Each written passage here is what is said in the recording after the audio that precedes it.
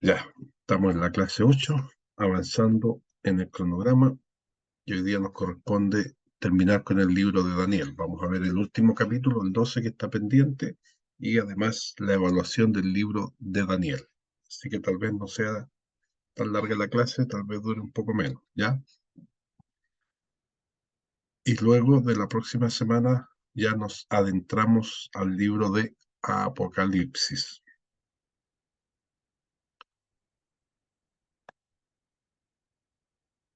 Y Y además, pastor, ¿sí? buenos días, hermano Michel. Buenos días, mis hermanos. Ya dimos el examen de Daniel, como clase 8 la semana pasada, la prueba Sí, 1. sí, hay que Eh, sí, sí, la hicimos. Hoy día estamos en la clase 8, efectivamente. Y hoy día eh, nos queda una semana para hacer esta tarea, que es el trabajo de investigación acerca de la isla de Pasmos y además de las 7 iglesias del Apocalipsis. Mínimo 5 hojas que debe incorporar la bibliografía. ¿Ya?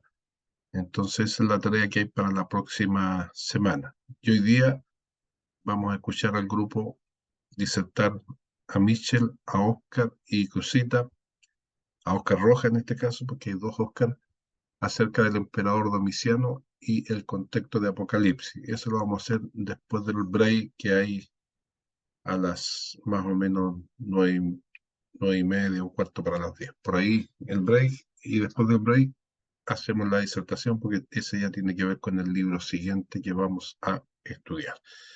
Y así nos vamos preparando para los otros trabajos grupales. En cuanto a la introducción al libro de Daniel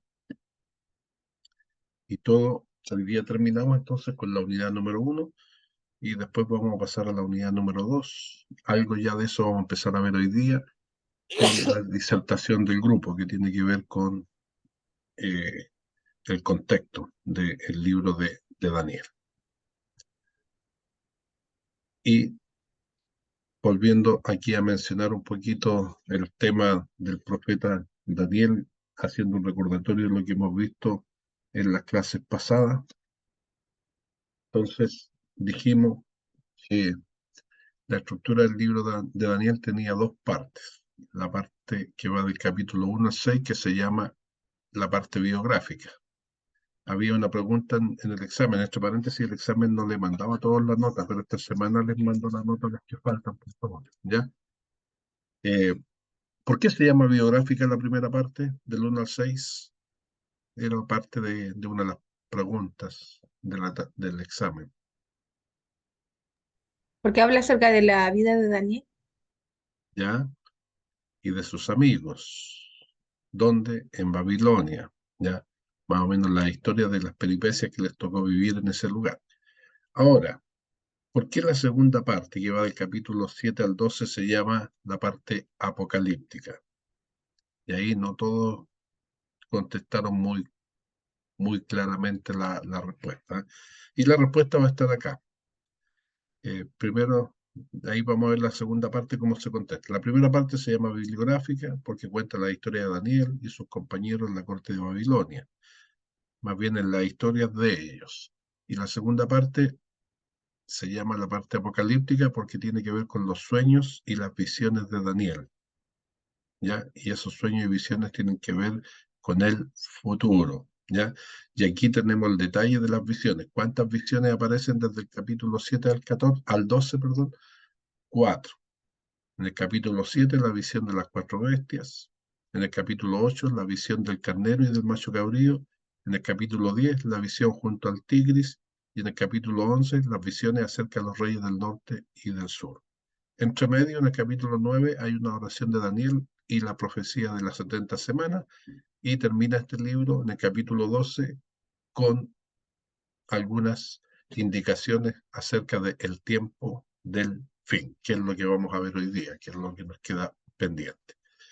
Entonces, en esta sección de las visiones o la sección profética, aquí tenemos el contenido, tenemos la cronología más o menos en qué época se escribió. Y finalmente con azul está el capítulo donde está escrito en el libro de Daniel. Entonces, por ejemplo, en el capítulo 7, el contenido es la visión de las 4 bestias y el cuerno pequeño, y eso ocurrió el año primero de Belsasar. El capítulo 8, el contenido era la visión del carnero y el macho cabrío, y eso ocurrió el año tercero de Belsasar. Esos dos tenían que ver con el imperio babilónico. Del capítulo 9 al 12 tienen que ver con los medos persas. En el capítulo 9 sale la visión de las 70 semanas. Eso está fechado ahí en ese capítulo, que ocurre el primer año de Darío, o sea, el año 538 a.C. En el capítulo 10 se habla de la visión de la gloria de Dios. Eso ocurrió el año tercero de Ciro, por lo tanto, equivale al 536 a.C. El capítulo 11 y el 12 están bajo el mismo esquema cronológico, o sea, el mismo dato geográfico que se menciona en el capítulo 10. Por lo tanto, el año tercero de Ciro o el 536 a.C. En el capítulo 11, las profecías de Persia, Grecia y el final. Y en el capítulo 12, la gran tribulación y la resurrección o el tiempo del fin. Entonces, esta sección, del capítulo 10 al 12, se toma como un todo por los eruditos y dicen que el contenido de estos 3 capítulos, 10, 11 y 12, tiene que ver con el reinado de Dios sobre toda la historia. Bueno, también vimos la prueba 1 y espero que en Dios que les haya ido bien. Por lo menos los que he revisado sí les ha ido bastante bien. Y la bibliografía que nos pueden ayudar tanto para el libro de Daniel como para el libro de Apocalipsis. Aquí tenemos la Biblia de Estudio, la profecía de Tim LaHaye, Eventos del Porvenir. Ese no sé si se los mandé o no, vía electrónica. ¿No? Ya. Ese se lo voy a mandar después. Ese es un buen libro que ayuda a complementar la escatología y las posiciones que uno puede tener al respecto. O sea, para todos los trabajos que tienen que hacer, les sirve bastante el libro Eventos del Porvenir de J.D. Pentecost. Sí, esto se lo he mandado, el de Daniel, de Elvis Carballosa, y el de Apocalipsis, de Elvis Carballosa. Ambos dos son buenos libros para consultarlo. También nos podrían servir estos, como la explicación del Apocalipsis de Iván Barchuk y Daniel y Apocalipsis de Sushim Bal, ¿ya? Que pueden complementar todo lo que hemos estado acá mirando. Entonces, ¿qué vimos en la última clase? Estuvimos hablando de la parte del capítulo 11 de Daniel, que son visiones acerca de los reyes del norte y del sur. Y en algún sentido estuvimos viendo cómo la revelación de estas guerras que iban a venir en el futuro de Daniel y de ahí un salto a los tiempos del fin. Entonces la primera parte del capítulo 11 habla de guerra entre persas y griegos, que en este caso tenía que ver con los nombres que se usaban en la época para referirse a ciertos generales que tenían que ver con los dos lados en los que la Tierra Santa quedaba en disputa, ¿ya? Los Lágidas y los Seleucidas.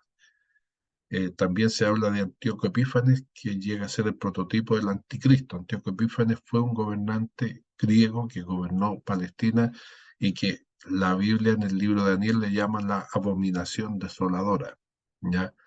Porque este tipo fue sanguinario y fue alguien que blasfemó el nombre de Dios y en el fondo hizo blasfemar el templo con todas las conductas que él hizo que se hicieran en aquel lugar, como por ejemplo permitir que se convierta en un burdel, ofrecer sacrificios de cerdos, que eran animales inmundos, permitir que el templo sea usado como un gimnasio para los griegos. Eso quería decir que hicieran deportes totalmente desnudos y etcétera, cosas como esas.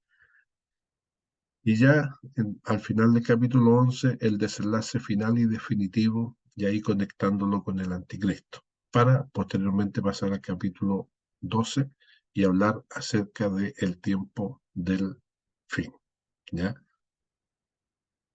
Entonces, en esta parte, aquí está Antíoco Epífanes mencionado como un tipo del anticristo.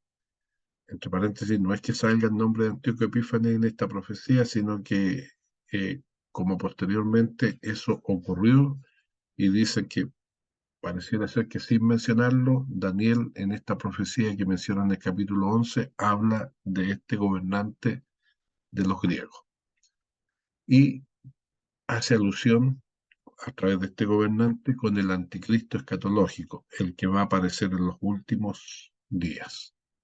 Y ya en el capítulo 12, propiamente tal, tenemos el tiempo del fin, que este es el que vamos a estar mirando acá. Entonces aquí hay que tener presente lo siguiente. El último capítulo de Daniel es el más corto de todos los capítulos de este libro. El libro termina como había empezado. En la literatura hebrea, la conclusión siempre refleja la introducción. Por lo tanto, el círculo se cierra completamente, si lo comparamos con un círculo. Comenzó en un círculo y está por cerrar, y acá, con la conclusión del libro, se completa ese círculo.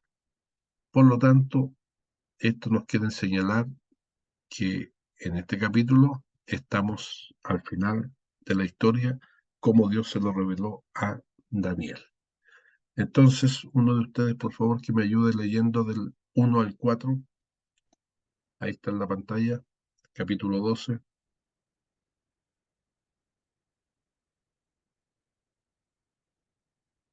Yo, profesor, dice, en aquel tiempo se levantará Miguel, el gran príncipe que está de parte de los hijos de tu pueblo, y será tiempo de angustia, cual nunca fue desde que hubo gente hasta entonces. Pero en aquel tiempo será libertado tu pueblo, todos los que se hallen escritos en el libro. Y muchos de los que duermen en el polvo de la tierra serán despertados, unos para vida eterna y otros para vergüenza y confusión perpetua. Los entendidos resplandecerán como el resplandor del firmamento, y los que enseñan la justicia a la multitud como las estrellas a perpetua eternidad. Pero tú, Daniel, cierra las palabras y sella el libro hasta el tiempo del fin. Muchos correrán de aquí para allá y la ciencia se aumentará. Ya, muchas gracias, pastor Oscar. Entonces parte, versículo 1, diciendo en aquel tiempo te levantará, y ahí menciona, ¿a quién menciona? En este caso, a otro de los ángeles importantes, Miguel, el gran príncipe que está por los hijos de tu pueblo. Y lo conecta con esto. Será tiempo de angustia, cual nunca fue después que hubo gente hasta entonces. ¿Ya? Y pareciera ser que ahí está hablando del prototipo de la gran tribulación. Entonces, acá en el versículo 1 habla del levantamiento de Miguel, todo señala hacia el fin, incluyendo la forma como el contenido. Dice, se levantará. Esta palabra en hebreo pertenece al vocabulario de guerra y es expresada por el soldado que resiste y además el soldado que vence a su enemigo. El versículo 2 dice, y muchos de los que duermen en el polvo de la tierra serán despertados, unos para vida eterna. Entonces, concuerdan los comentaristas bíblicos que esta es una de las alusiones clarísimas, de las pocas que hay en el Antiguo Testamento, que hablan acerca de la resurrección. Ya en el Antiguo Testamento no hay muchas menciones acerca de la resurrección, son pocas. Y una de ellas es esta de aquí de Daniel. Entonces, no solamente unos van a ser despertados para vida eterna, sino que otros van a ser despertados o resucitados en este caso para vergüenza y confusión perpetua. El versículo 3 dice, los entendidos resplandecerán como el resplandor del firmamento, y los que guiaron a muchos a la justicia como las estrellas a perpetua eternidad. Ya, que es un poco el trabajo que se hace en una iglesia. Entonces ahí anima a enseñar siempre la palabra de Dios, a hacerlo con honestidad, con transparencia, porque están estas promesas dadas para aquellos que son entendidos. Resplandecerán como el resplandor en el firmamento y también, y los que guiaron a mucha la justicia, como las estrellas a perpetua eternidad. Entonces, una promesa hermosa para los que son enseñadores de estas verdades de las Escrituras. En el versículo 4 dice, pero tú, Daniel, cierra las palabras y sella el libro hasta el tiempo del fin. Entonces, por eso también los comentaristas bíblicos conectan este libro con Apocalipsis, porque allá en Apocalipsis se desatan los sellos. Acá se cierra y queda inconclusa la parte final de la historia. Ya nos da bastante antecedentes, más los que va a dar aquí en esta última porción del libro de Daniel, que ya está diciendo algunas cosas que son importantes. Hablando de la resurrección, por ejemplo, lo que acabamos de ver, está hablando también de recompensa o de ciertas bendiciones que van a tener los entendidos y los que enseñan que van a brillar como la estrella perpetua de eternidad. Entonces, pero quedan cosas inconclusas de conocer y por eso esas hay que mirarlas en el libro de Apocalipsis cuando se desatan los sellos y esto que quedó sellado acá se abre allá. Entonces, también dice, muchos correrán de un lado a otro y la ciencia se aumentará. ¿Y para qué decir? Nosotros hemos sido los herederos y los que vivimos en el siglo donde la ciencia se aumenta cada día, ¿ya? Y la vida cambia radicalmente en 50 años, en los últimos 50 años, con todo lo que la tecnología mayormente nos ha puesto a disposición y que demuestra el avance vertiginoso de la ciencia. Nunca antes ha crecido tanto la ciencia como en los últimos 100 años. Y dentro de los 100 años últimos, los últimos 50 es cuando más se nota, ¿ya? Y en el versículo 5, y yo, Daniel, miré, y aquí otros dos que estaban de pie. Acuérdense que primero había visto a Miguel, pero ahora aparecen dos más.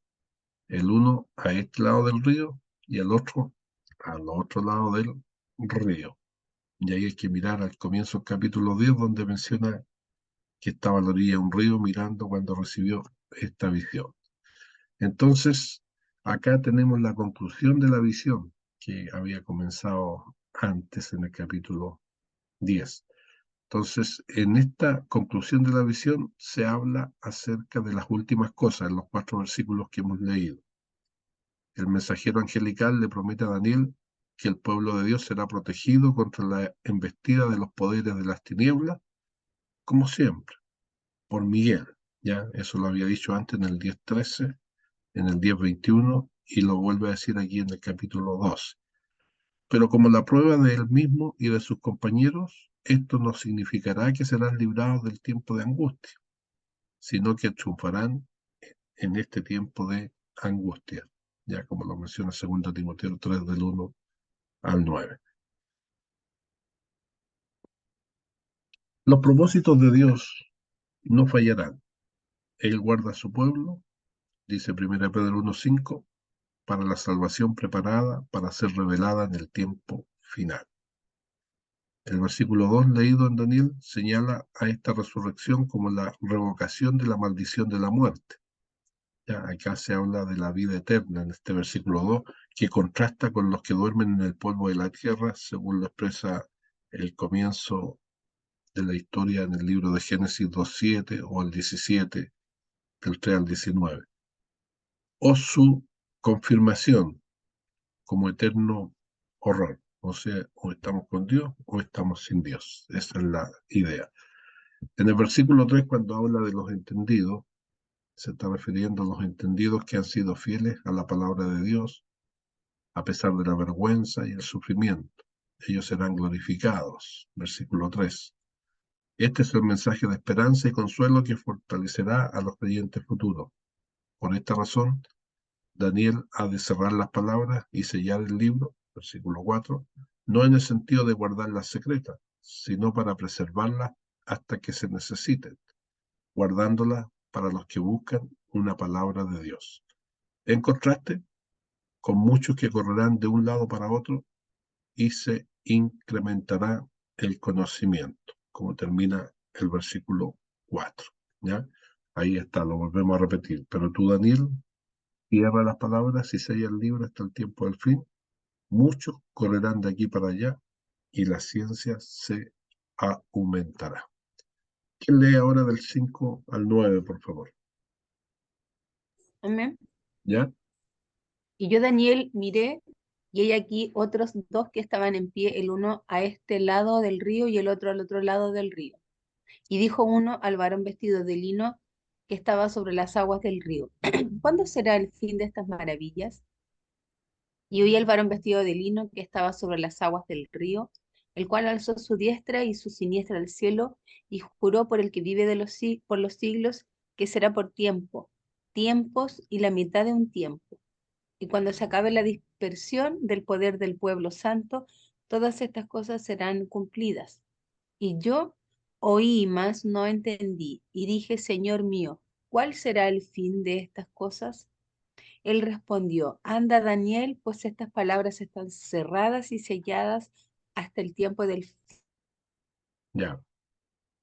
Entonces aquí, antes de comentar más, solo así brevemente, decir que la pregunta que se hace, ¿cuándo será el fin de estas maravillas, de las cosas que estaban expresadas en los versículos del 1 al 4? Entonces, acá dice que todo esto será para cuando se acabe la dispersión del poder del pueblo santo. Todas estas cosas serán cumplidas. Versículo 8, yo oí, mas no entendí. Y volvió a preguntar, ¿cuál será el fin de estas cosas? Y ahí les dijo, Daniel, quédate tranquilo, porque estas palabras están cerradas y selladas hasta, y ahí le menciona el tiempo del fin. ¿Ya? Entonces, comentamos un poquito más en extenso. Versículo 6, dijo uno al varón vestido de lino que estaba sobre el agua del río: ¿Cuándo será el fin de estas maravillas? Ahí va la respuesta. Oí el varón vestido de lino que estaba sobre las aguas del río, el cual alzó su mano derecha y su mano izquierda al cielo y juró por aquel que vive por siempre. Entonces ahí está un poco mostrando el dibujo, que hay dos ángeles y uno al medio, y el que está al medio levanta las manos y todavía no habla, está describiendo lo que está haciendo, levantó sus dos manos y juró. Y aquí va a mencionar que será por tiempos, tiempo y la mitad de tiempo. Entonces, esto en la simbología de la literatura apocalíptica lo dice la misma Biblia, que un tiempo se refiere a un año. Ahí está, bueno, las citas bíblicas en el mismo libro de Daniel. Por lo tanto, tiempos en plural significaría 2 años y medio tiempo, medio año. Total, 3 años y medio. ¿Ya? O 42 meses o 1260 días, que son los equivalentes que van a aparecer en Apocalipsis 12 o en Apocalipsis 13, y que todos entienden que se refiere a la mitad del gobierno del anticristo, ¿ya? Que son 7 años de gobierno, que sí lo menciona la Biblia con claridad. Dice, cuando él acabe de dispersar el poder del pueblo santo, todas estas cosas serán cumplidas. Y en el versículo 8 dice, y yo oí, mas no entendí. Entonces, Daniel ahí está con sus dudas. Y dije, Señor mío, ¿cuál será el fin de estas cosas? Versículo 9, y dijo, anda, Daniel, que estas palabras están cerradas y selladas hasta el tiempo final. Entonces, tienes que esperar a que se cumpla el tiempo final para que puedas entender el resto. Entonces, el reinado de Dios y el reposo de sus siervos. La conclusión se enfoca de nuevo en Daniel mismo, como había ocurrido al principio del capítulo 10. Él ve a otros dos que posiblemente deben considerarse como testigos confirmatorios. Como dice Deuteronomio, que tiene que haber testigos cada vez que se quiera juzgar a una persona. Estos dos testigos están parados cada uno en cada orilla del río. Daniel o uno de ellos hace la pregunta que ciertamente estaba ya en la mente de Daniel y que es frecuentemente hecha por el pueblo de Dios cuando está en angustia. ¿Cuál es la pregunta? ¿Cuándo será el fin de estas cosas? Y ahí la vemos en el versículo 6. Algo que también se había expresado en el 8:13 o en Apocalipsis 6:10, también lo vamos a ver después en palabras en el relato bíblico de ese capítulo. Entonces, vemos la figura divina en el capítulo 10. Acuérdense que del 10 al 12 es como un todo. Levanta ambas manos indicando la solemnidad y la confiabilidad de lo que va a decir. Eso está descrito en el versículo 7, que se levantan las manos y que ahí va a hablar. Como antes, un tiempo, tiempo y medios tiempo, expresa un periodo general y extenso y también un sentido de que esos periodos son conocidos y limitados por Dios. Justo cuando al pueblo de Dios no le queda en defensa, Dios mismo interviene. Sigamos leyendo ya del 10 al 13, por favor. Otro que ¿Leo yo, lea, pastor? ¿ya? Muchos serán limpios y emblanquecidos y purificados. Los impíos procederán impíamente y ninguno de los impíos entenderá, pero los entendidos comprenderán. Y desde el tiempo que se ha quitado el continuo sacrificio hasta la abominación desoladora, habrá 1290 días. Bienaventurado el que espere y llegue a 1335 días. Y tú irás hasta el fin y reposarás y te levantarás para recibir tu heredad al fin de los días. Ya. Muchas gracias, Oscar. Entonces el versículo 10 dice, muchos serán limpios y emblanquecidos y purificados, mas los impíos obrarán impíamente y ninguno de los impíos entenderá, pero entenderán los entendidos. Aquí nos está reflejando la iluminación para los últimos tiempos. Es comprensible que Daniel estuviera perplejo y buscara mayor iluminación sobre el final de esos eventos. Versículo 8. En forma significativa, y esto para todos los intérpretes posteriores y también para Daniel, le informaron que la revelación del significado de la visión esperaría su cumplimiento histórico. Entonces la división entre los sabios y los malvados será aclarada. Eso está en el versículo 10. Entonces, los primeros, con el libro de Daniel en la mano, entenderán el verdadero significado de los eventos por los cuales se están pasando. Y los segundos, o los impíos, solo conocerán confusión y perplejidad.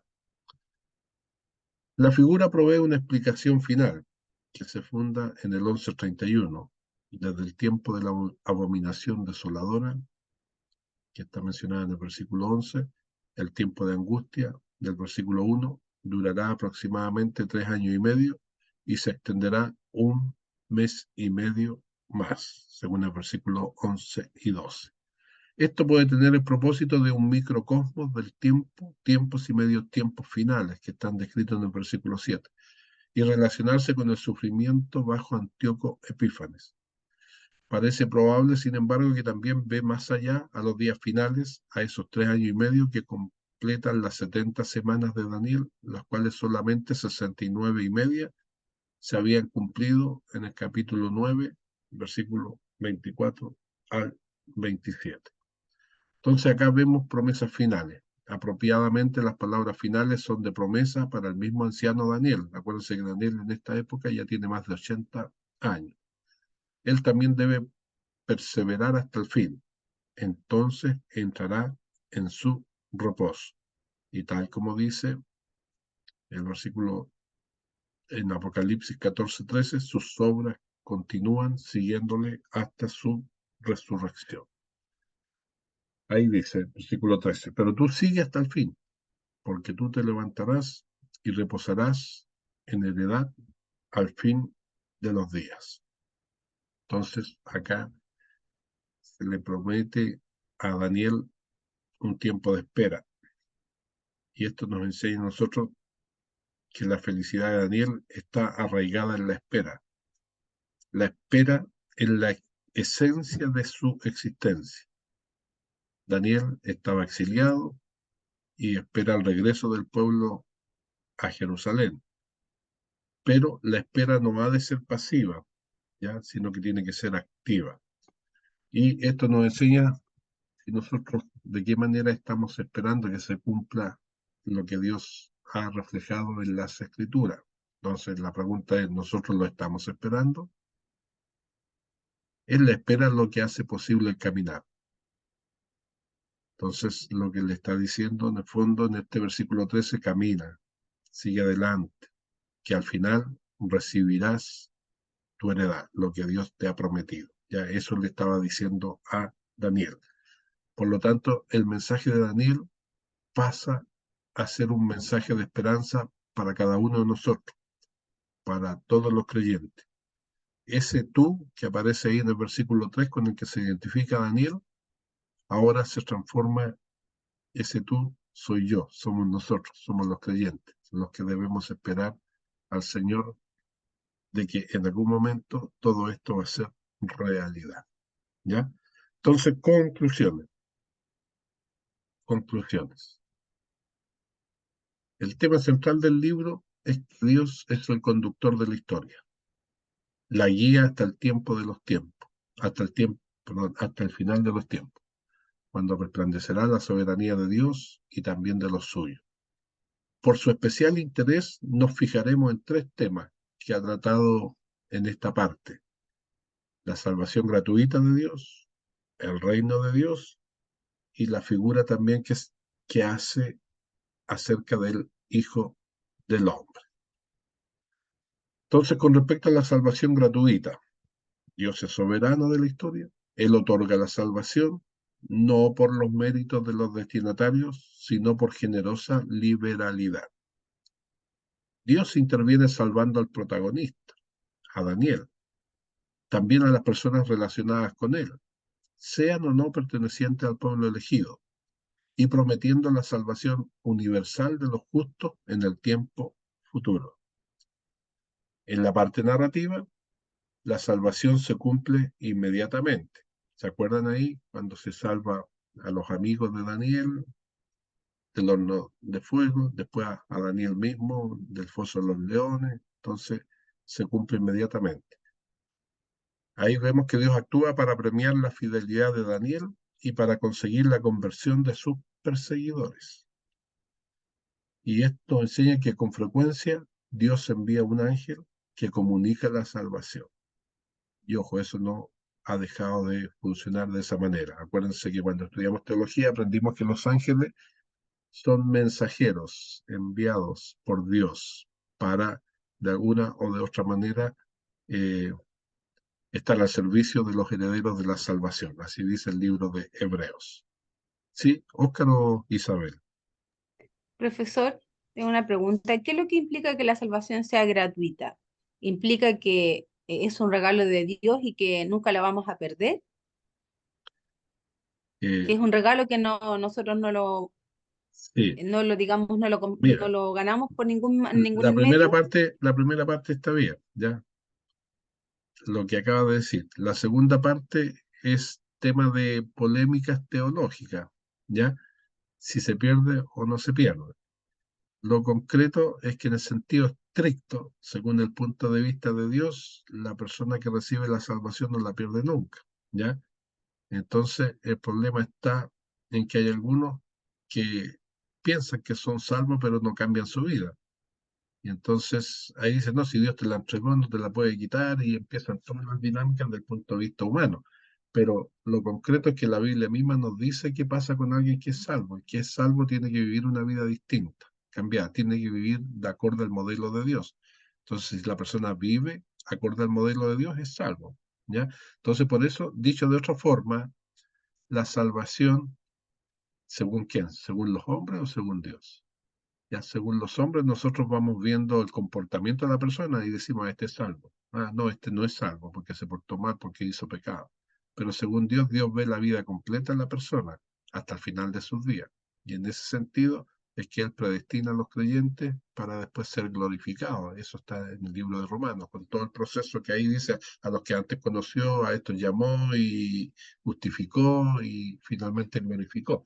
Entonces, ahí está el tema. Pero en general, sí, la idea general es eso, ¿ya? Dios otorga la salvación, salva a las personas y los que son fieles a la salvación entonces van a ser salvos y van a disfrutar de las bendiciones de Dios, ¿ya? Y que efectivamente lo que Él da no lo quita, pero para los que son verdaderamente salvos, ¿ya? No los que se visten de salvados, pero no son salvos, porque siguen haciendo una vida pecaminosa. Entonces, no sé si tiene algo más que comentar o no. No, ¿Está bien ahí? no, profesor, eso, gracias. Ya. Profesor, un ¿Sí? poco también ahí de pincelada, efectivamente la salvación es gratuita, pero también Dios no pasa por ser justo, entonces es lo que usted decía adelante.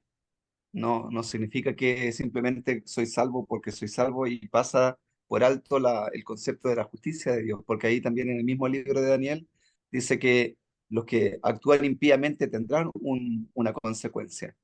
Sí, Y esa es una exacto. decisión justamente de justicia de parte de Dios. Es Sí, así. perfecto. Estamos bien. Excelente. Gracias por ese comentario, Oscar. ¿Ya? Entonces, finalmente dice, la acción de intermediarios celestes, o sea, los ángeles, en este libro es bien específica y sale bastante mencionada, ¿no? La aparición de ángeles desde el comienzo hasta el final del libro. ¿Y para qué decir en Apocalipsis? En Apocalipsis también van a estar apareciendo los ángeles por todos lados. La otra cosa que tenemos que aprender, efectivamente, en la segunda parte, es la más propiamente apocalíptica. Aquí habla de la venida salvadora del reino. Esto no será fruto del esfuerzo humano, sino de Dios. No es inmediata, sino en el futuro. Al menos tras la muerte de Antíoco, el rey blasfemo, en la última visión se menciona el tiempo de la resurrección para el juicio. Y se asegura que se salvarán todos los inscritos en el libro. ¿Ya? Entonces, algo que también repite el Nuevo Testamento.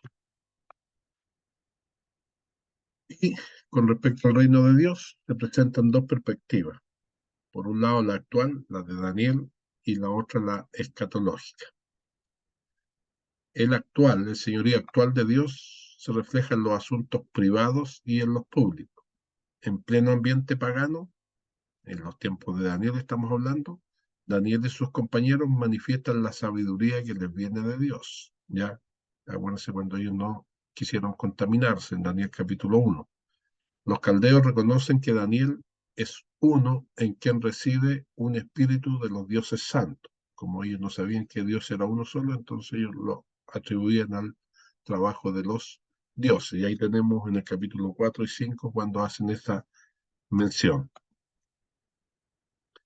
El reino de Dios se manifiesta en el presente porque dirige los destinos de los imperios. Ya lo vimos en la figura de Daniel 2 y Daniel 7. Nabucodonosor tiene un poder que era el plenipotenciario, pero la Biblia aclara que ese poder en el fondo era provisorio, porque si Dios se lo quería quitar, podía quitárselo. Y de hecho la profecía está como les va a quitar a los babilonios el poder y se los va a entregar a otro rey. Y él debe reconocer que el Dios Altísimo domina sobre el reino de los hombres y que Dios da el poder a los hombres según a él le place. Y ahí tenemos las expresiones de Daniel capítulo 4. A Baltasar se le reprocha no haber glorificado a Dios, que tiene en sus manos el aliento y el dominio sobre todos sus caminos. ¿Ya? Entonces, por eso, en el tiempo presente, son juzgados los reinos y los reyes de la época. Y pasando al dominio definitivo, que se transforma ya en el futuro, en el reino escatológico, la sucesión dramática de los imperios es señal del carácter efímero del poder humano. La estatua compuesta de diversos metales, la que vimos en el capítulo 2, habla de los imperios simbolizados en la bestia, que también estaba en el capítulo 7, Y finalmente las visiones que aparecen entre el capítulo 8 y 12 anuncian que ha llegado un reino universal y eterno y que está por encima de los reinos humanos. Tres características que distinguen al reino de Dios del reino de los hombres. ¿Cuáles son? Y aquí están. Los principales pasajes que aluden al reino escatológico, aquí los tenemos mencionados, esto lo pueden mirar después con tranquilidad. Las citas bíblicas en Daniel, en el capítulo 2, dos porciones, en el capítulo 3, una porción, en el capítulo 4, en el 6, en el 7, dos veces. Entonces, ¿cuáles son, como lo vimos aquí, las tres características que distinguen el reino de Dios con respecto al reino de los hombres? En primer lugar, que el reino de Dios es eterno y además es indestructible. ¿Ya? Lo vemos ahí con claridad. Nadie podrá arrancarlo de Dios y de sus servidores. Entonces, somos parte del reino eterno de Dios. Y por más que los hombres quieran destruirlo, no podrán destruirlo. Segunda característica, el reino de Dios llega misteriosamente. Llega sin un espectáculo, pero con una dinamicidad sin precedente, como la piedra desprendida de la montaña que estaba en el capítulo 2 y que destruía a todos esa imagen que representaba los reinos de este mundo, la piedra o la roca que después habla de Cristo en el resto de la Biblia. Y finalmente, la tercera característica es que el reino de Dios es universal. La piedra se convierte en una montaña que abarca toda la tierra.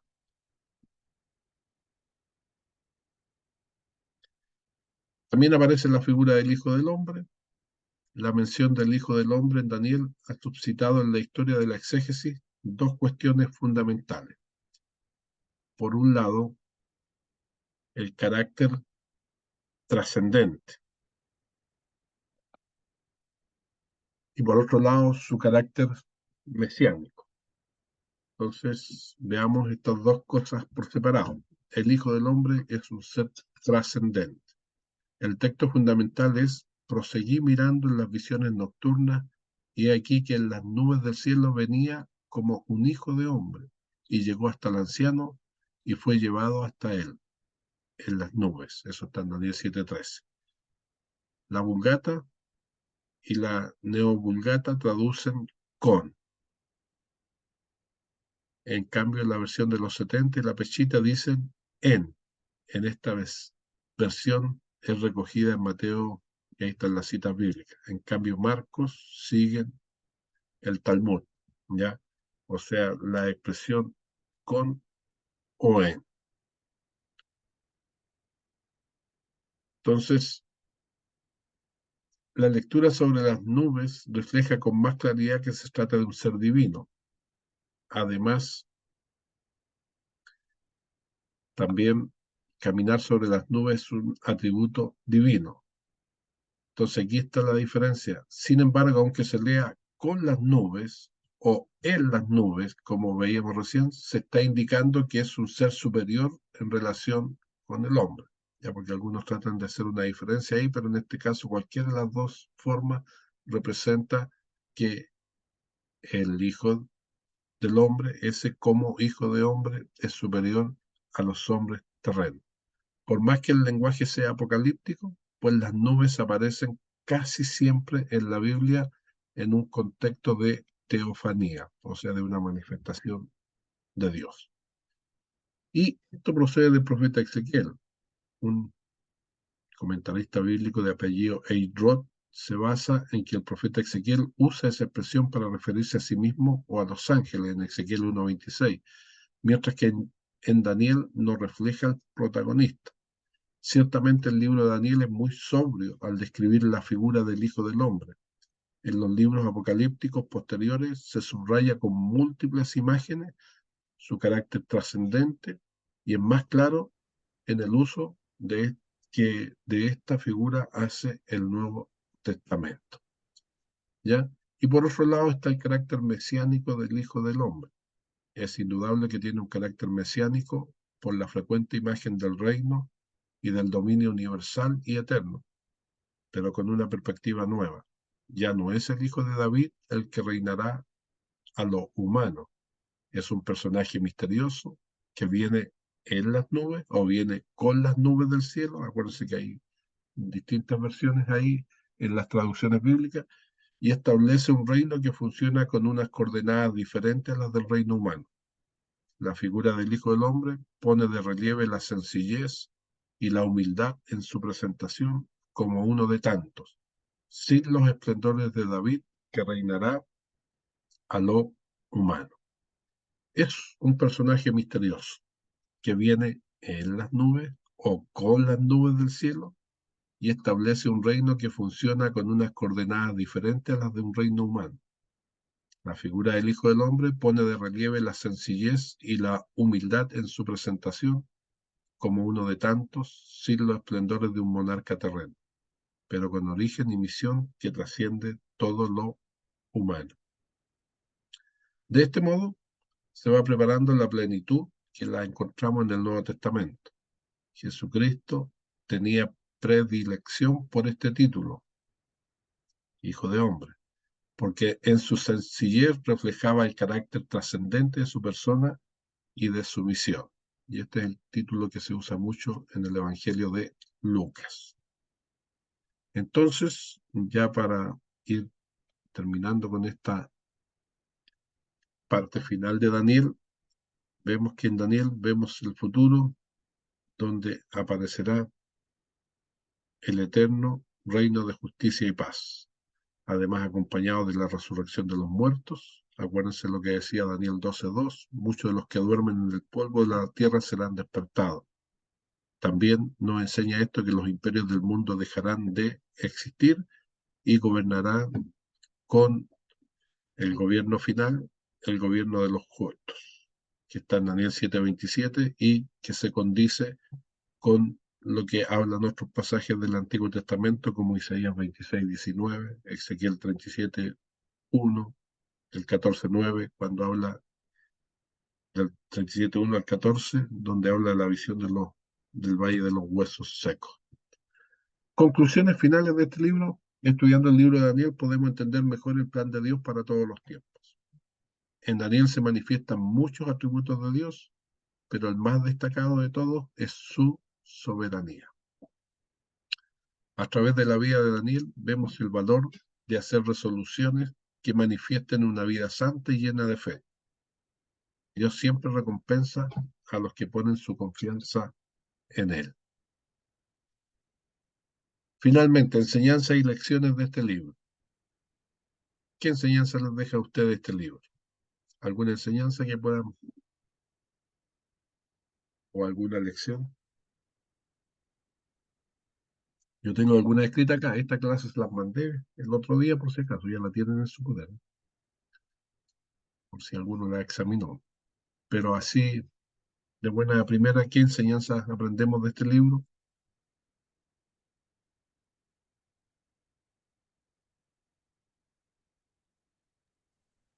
La perseverancia en la oración, en ¿Ya? presentarse a Dios constantemente en lo que no se entiende y pedir justamente a Dios la iluminación y la revelación de los misterios.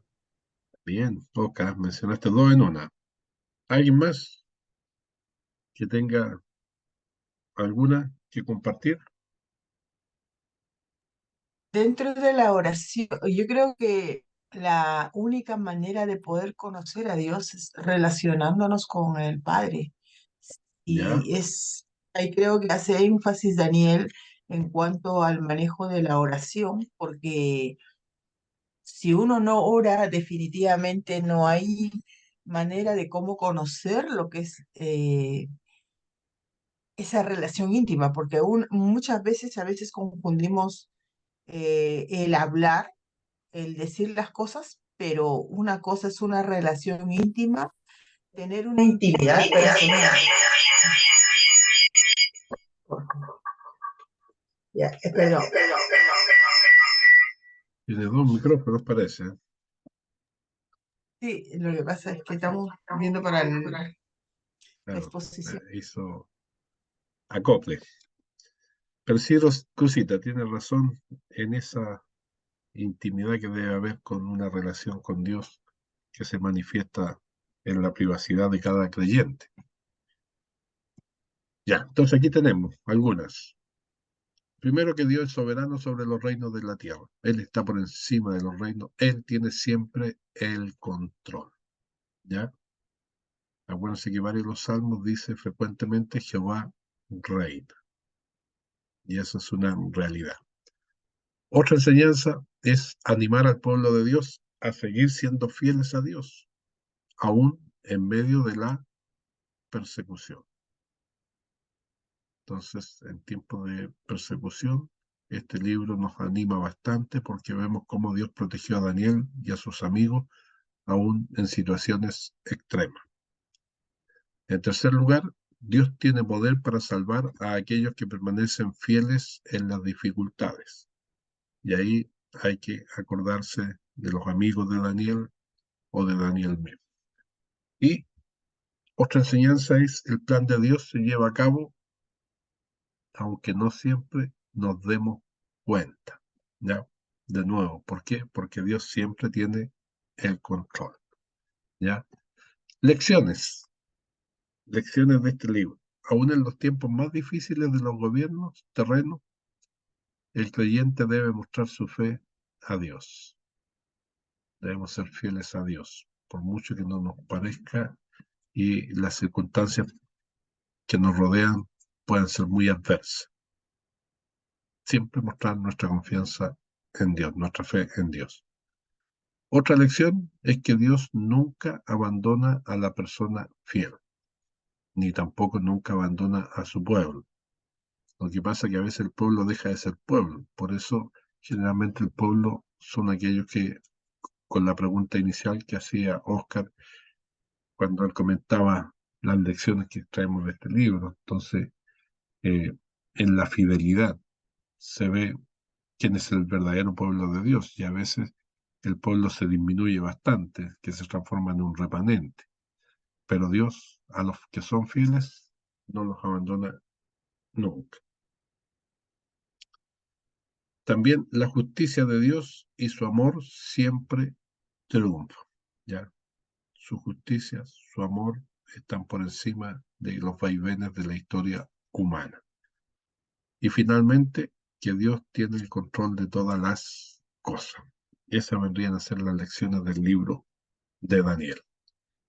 Hay otras más, claro que sí, como las que aquí mismo dijeron y que podríamos estar agregando, pero aquí por lo menos hay algunas que nos pueden servir si es que quisiéramos enseñar ciertos aspectos de este libro o todo el libro de Daniel a nuestros hermanos. Entonces, para la próxima semana tienen que traer este pensamiento para la clase. ¿Por qué debemos estudiar el libro de Apocalipsis? No es tarea, solamente reflexionen en esta pregunta, porque con eso vamos a iniciar la próxima semana, adentrarnos al libro de Apocalipsis. Entonces, eso sería la clase de hoy. Ya que nos falta tomar el recreo y después del recreo la disertación del grupo que le corresponde el día de hoy. En la disertación del grupo vamos a tener la primera aproximación al libro de Apocalipsis, porque ellos tienen que hablar del contexto del rey que gobernaba este imperio en esa época, ¿ya? En que Daniel escribe el libro. Entonces, bien importante la disertación, pero vamos a parar ahora y 10 para las 10 vamos a volver, ¿ya? Entonces, cuando volvamos, van a hacer la disertación del grupo y ahí vamos a terminar con la clase de hoy día. Pero antes de terminar, no sé si tienen alguna pregunta que hacer con la parte final del libro, las lecciones, las enseñanzas de este libro o lo que vimos hoy día. A mí me gustó mucho, no terminé de hablar porque estaba acoplado. En realidad, una de las cosas que, como decía, hay a veces oraciones que no pasan del techo. Creemos que oramos con Dios, pero sabemos en nuestra conciencia que a veces no es así porque el Espíritu Santo nos redarguye cuando las cosas no andan bien. Y una de las cosas que me hizo ver este libro era cómo Dios pesa el corazón, desnuda el corazón y a veces uno no se analiza. Eso para mí me caló muy, muy profundo y me hizo ver qué iba a hacer cuando uno llegue a la presencia del Señor. Como decía, como dice su palabra, ¿no? Muchos hablaban en mi nombre, muchos hacían milagros, muchos nosotros íbamos y sanábamos enfermos en tu nombre, Señor. Y dice, yo no os conozco hacedores de maldad. Claro. Y también después mi hermana decía, ¿se pierde la salvación o no? Como dice la palabra, no se pierde siempre y cuando uno ande en sus principios morales. Para eso es la ley. Como dice la ley, no sea digamos, no se ha terminado porque lo hace Jesús cuando le pregunta, le dice, yo no vine a abrogar la ley, sino vine para que se declare, pero yo también cumplo la ley en su obediencia, en todo. O sea, porque el único, dice, delante de Dios, todos, no hubo ni uno que fue justo, nadie, nadie, nadie fue santo delante de Dios, solamente Jesucristo, pero dice que la salvación se recibe por gracia. Y así como se recibe por gracia, hay que cuidarlo, como decía usted, ¿no? Pero aquel que peca y no ha sido transformado, por eso decía, uno va al lugar secreto y ahí es donde uno tiene que pesar su corazón, como dice que el enojo, el sol no se ponga sobre su enojo, ¿no? Ponernos a cuenta. Y una de las cosas que el libro de Daniel nos enseña es la perseverancia en la oración. Por eso dice, orad sin cesar. Cuando Pablo nos habla y nos dice, orad sin cesar. O sea, es un tiempo de que continuamente no debemos perder la oración. Estar orando en cada tiempo, en cada momento, a estar alineados con el Padre para escuchar la voz del Padre, porque es cultura de reino. Y eso me transmitía. Ya, gracias, Cruzita, por sus comentarios. ¿Óscar o Isabel? ¿Quién?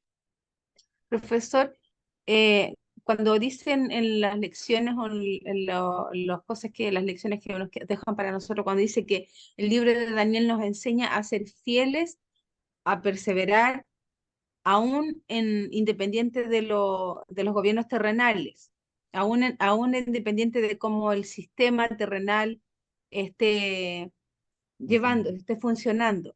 Entonces, eso es para nosotros hoy día, para Amén. el tiempo actual. Entonces, pero de manera concreta, porque yo siempre trato de ir a lo concreto, porque decir ser fieles es como muy amplio, porque para lo mejor para algunos ser fieles es una cosa y para otros a lo mejor es otra. ¿Por qué lo pienso? Porque me pasa que yo siempre me cuestiono esto, profesor, y se lo pregunto, porque cuando suceden cosas en los gobiernos penales, en la iglesia se divide, Sí, la iglesia se involucra de manera tan no sé cómo explicarlo, pero uno ve esa polarización que está en la sociedad, la ve en la iglesia, en el pueblo de Dios, y eso a mí me causa una, un cuestionamiento. Entonces, ahí me pregunto yo, ¿estamos siendo fieles? ¿Estamos manifestando fidelidad a Dios o fidelidad a sus principios, fidelidad a lo que hemos creído, fidelidad al Evangelio de Jesucristo? Cuando colocamos énfasis y le damos una importancia mayor al sistema terrenal, a cómo funciona la política, cómo funciona el sistema económico. Entonces, esas son mis dudas. Yo se lo pregunto a usted, porque si yo, no sé, en alguna medida se me pudiera a lo mejor aclarar o hacer sus comentarios, profesor. Eso, muchas gracias. ya, gracias, Isabel. Bueno, ojalá pudiera yo contestar todas esas interrogantes, ¿ah? Porque son las que tenemos todos, yo creo, en más de algún momento. Pero efectivamente, o sea, por decir algo, a veces ocurre que gobiernos malos para un país son parte del trato que Dios tiene con los creyentes de ese país, porque a veces, y ahí eso nos enseña la historia, primero que Dios siempre tiene el control y que Dios siempre va a cuidar a los suyos, ¿ya? Pero a veces, acuérdense, por ejemplo, cuando en Jerusalén los apóstoles no salieron a predicar, no cumplieron la misión. Entonces Dios, ¿qué es lo que hizo? Mandó persecución. Y al mandar persecución, tuvieron que salir arrancando de Jerusalén y por donde iban llevaron el Evangelio por todo el mundo para cumplir lo que Dios les había dicho. Ahora el tema está claro. Cuando nosotros nos abanderizamos con cierta postura, entonces lo que aprendemos con estos libros es que nosotros debemos estar por encima de las posturas políticas de este mundo, ¿ya? Porque las posturas políticas de este mundo, algunas se pueden parecer, pero no hay ninguna que la represente 100%, ¿ya? Porque el hombre es imperfecto en su gobierno y menos hombres que no son creyentes, hombres impíos. Entonces ahí es donde uno debe tener puesta su confianza siempre en Dios, ¿ya? Por ahí va la cosa. Daniel. ¿Cómo está, profesor? Hola. Compañeros, buenos días. Sí, profesor, tiene que ver con el tema de las tareas. En alguna oportunidad le pregunté si había algún formato para presentar los ensayos o los informes de lectura. Si usted Todavía no lo he tenga, mandado porque como no están muy cerca, yo quiero mandarlos más o menos cerca de cuando tengan las primeras. Pero lo voy a mandar, ya, lo voy a incorporar ya, por favor, para que para lo poder tengan. Sí, ir adelantando. ya, ok, perfecto. Entonces, como pasó más minutos, entonces a las 10 en punto volvemos, ya, 20 minutos para que ahí escuchemos al grupo que nos falta, ya, la disertación del día de hoy. Ya, pueden comenzar, por favor. Buenos días, profesor. Buenos días, compañeros presentes el día de hoy. La temática que vamos a tocar hoy es el emperador Domiciano y el contexto histórico de Apocalipsis. Y bueno, mis compañeros son Michael Poblete y Oscar Rojas, y quien habla, Crucita Armijos.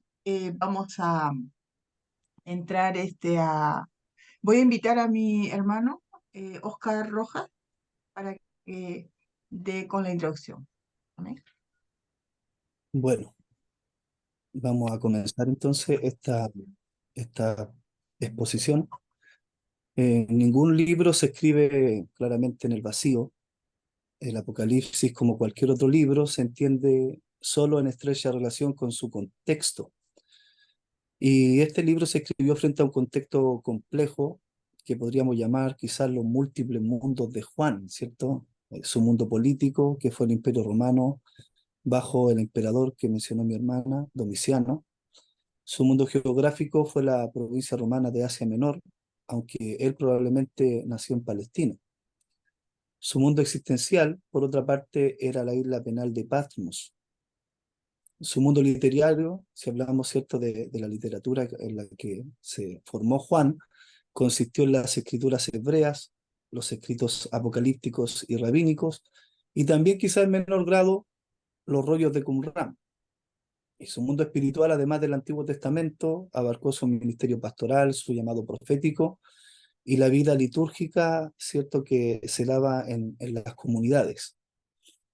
Y bueno, como estudiantes de las Escrituras, muchas veces nosotros tendemos, disculpen, a relacionar el Apocalipsis solamente con hechos escatológicos, hechos que están próximos a suceder, pero este estudio, esta investigación nos ayudó bastante también y nos enseña a investigar el texto bíblico y el contexto en que se desarrollaron los hechos. Y entonces nos damos cuenta que el libro de Apocalipsis tiene una aplicación histórica en relación con uno de los más grandes imperios que existieron, ¿cierto?, en la tierra, como lo es el caso del Imperio Romano. Así que voy a dejar a mi hermana Crucita para que continúe con la disertación. Bueno, el orden de la presentación será: primero obviamente vamos a empezar con la biografía y vamos a empezar con la parte de nacimiento, y después vamos al contexto histórico, el libro histórico, y donde vamos a hablar con el contexto histórico, el área de social, político, religioso y también económico. El libro de Apocalipsis, vamos a llegar al libro de Apocalipsis, donde vamos a desarrollar todo el tema en el dominio de Domiciano y luego vamos a estar con la conclusión, donde vamos a traer todas las ideas de lo que estuvimos investigando. Amén, con la conclusión. Bueno, Tito Domiciano nació el 24 de octubre del 51 después de Cristo y obviamente fue el tercer de la dinastía de Tito Flavio, que fue digamos, uno de los terceros y últimos del 169 al 96, cuando Domiciano es, por favor.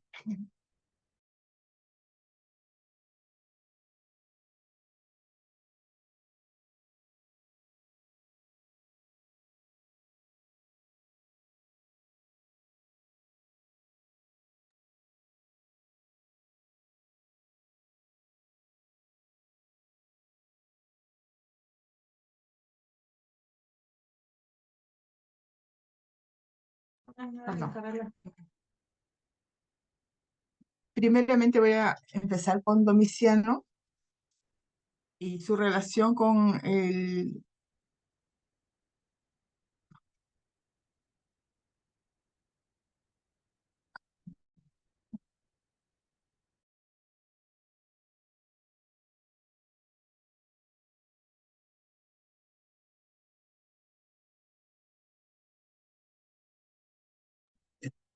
Sí, te está apagado el micrófono.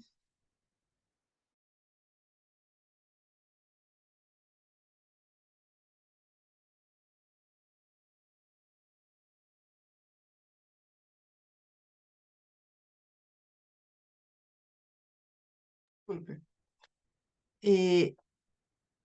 Voy a hablar sobre el tema de Tito Flavio Domiciano, donde nació el 24 de octubre del 51 después de Cristo, donde fue el tercer y último emperador de la dinastía Flavia, que nació del 169 al 96.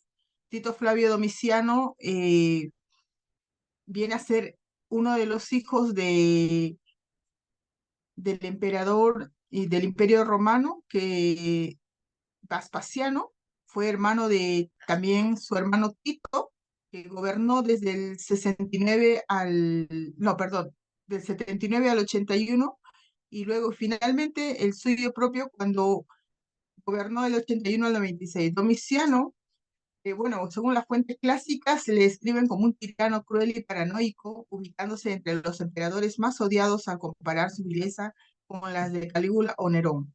No obstante, la mayor parte de las afirmaciones acerca de él tienen su origen en los escritores que le fueron abiertamente hostiles, Tácito, Plinio el Joven y Suetonio. Domiciano pensaba que el imperio era una monarquía, donde el Senado debía ser descartado como fuente de poder. Implementó una serie de reformas administrativas y militares, fortaleciendo el control imperial sobre las provincias y el ejército. Domiciano realizó algunas obras públicas notables en Roma, incluyendo la restauración del templo de Júpiter y la construcción del Estado de Domiciano. Fomentó las artes y las letras en su corte. Luego también Domiciano, aunque la fuente de poder con los senadores siguieron dirigiendo la administración de Domiciano, se esforzó por atajar la corrupción en todos los ámbitos de la administración y especialmente la justicia.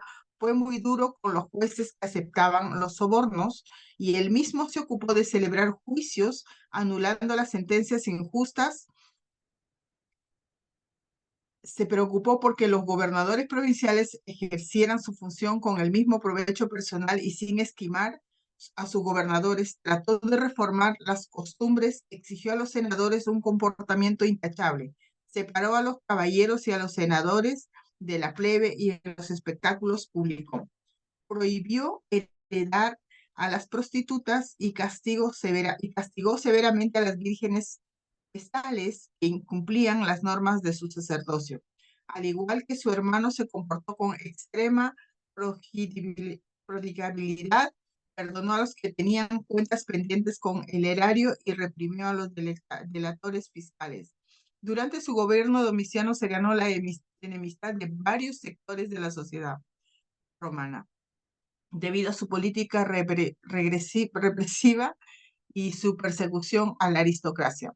Domiciano fue asesinado el 18 de septiembre del año 96 después de Cristo en un complot liderado por miembros de su propia corte y el Senado romano. Su muerte marcó el fin de la dinastía. Y bueno, la vida cotidiana de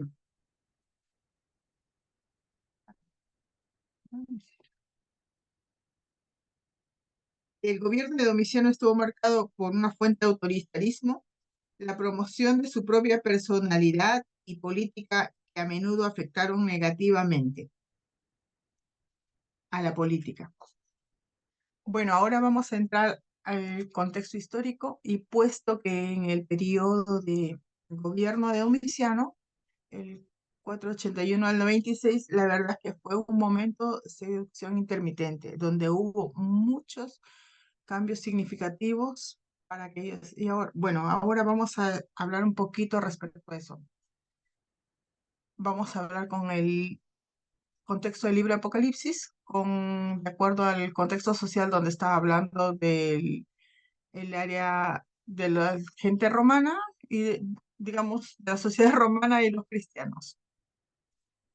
Vamos a ver esta situación que está pasando, sobre todo los romanos, que está durante el mandato de Domiciano, intensifica mucho la persecución de personas como enemigas del Estado. Las que estaban en oposición, los que estaban en la reforma de Domiciano respecto a su forma de gobernar. Domiciano promovió un culto a su personalidad, como exigía el ser llamado Dominus et Zeus, que significa Señor y Dios. Y lo que respecta a la vida cotidiana de los ciudadanos, los romanos consiguieron continuando con sus actividades del comercio, la agricultura y el entretenimiento, pero entre todo Domiciano trató de mantener bajo control a la aristocracia romana, limitando su influencia política y económica. Ahora, con respecto a los cristianos, ellos comienzan a vivir una persecución en este periodo, los cuales fueron esporádicos y también intermitentes en diversas partes del interior. Y dependiendo del área donde ellos residían, según los gobernantes locales, se pueden saber también dónde tan hostiles fueron los cristianos en ese lugar. También se emitieron edictos que condenaban a los cristianos, en los cuales se basaban la negativa del emperador Domiciano, y de hecho fue esto que por eso a ellos lo veían como opositores a su parte de ese grupo. Creían que era como un desorden de la sociedad. También muchos cristianos vieron el martirio de las persecuciones y bueno, muchos cristianos enfrentaron el martirio de su fe durante estas persecuciones y su disposición para enfrentar la muerte en ese lugar de renunciar a su fe, fortaleció la identidad y la cohesión de la comunidad social.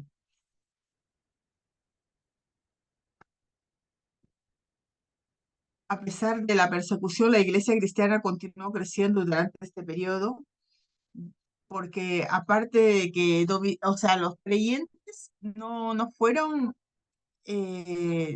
digamos, gente que sea aceptada por lo que ellos no se postraban a este señor que se había hecho llamar eh, un dios. Y por eso mismo que ellos llegan a ser martirizados. Bueno, voy a pasar a mi compañero, a Oscar. Gracias, mi hermana Cruzita. Bueno, el Imperio Romano, después de haber sido una monarquía desde el 753 al 510 a.C. y una república desde el 509 al 31 a.C., bajo el reinado de Augusto, Roma se convirtió en imperio, o sea, del 31 a.C. hasta el 527 después de Cristo. Entonces, bajo su larga y eficiente administración, este hombre concentró en sus propias manos todo el poder, tanto en Italia como en las provincias, y estas reformas dieron gran estabilidad al imperio e inauguraron un largo periodo de la llamada Pax Romana. O sea, en general, esa oferta de paz y prosperidad ganó mucha simpatía en toda la cuenca del Mediterráneo, pero algo muy importante es el precio, o sea, del poder absoluto de las autoridades romanas, y ese precio fue alto y claramente llevó a muchos abusos. Podemos decir que la expansión de Roma se debió a la hábil combinación de la diplomacia cuando era posible y la violencia y la crueldad cuando eran necesarias. Como mi hermana recién mencionó, ¿cierto?, a este autor Tácito, él decía, ellos saquean, masacran y roban y lo llaman imperio, producen una desolación y lo llaman paz, e imponen una paz manchada con sangre. De Herodes, por ejemplo, que hizo matar a casi todos sus hijos como potenciales rivales, el pueblo en aquel entonces bromeaba y decía, es mejor ser el cerdo de Herodes que ser su hijo. Entonces la crucifixión de Jesús, la ejecución de Pedro y Pablo en Roma hicieron de la violencia imperial un tema muy presente en la conciencia de los cristianos. Entonces Juan, el apóstol Juan, como cristiano, pastor y profeta en este contexto, era inevitable que hablara sobre el Imperio Romano a través de su libro.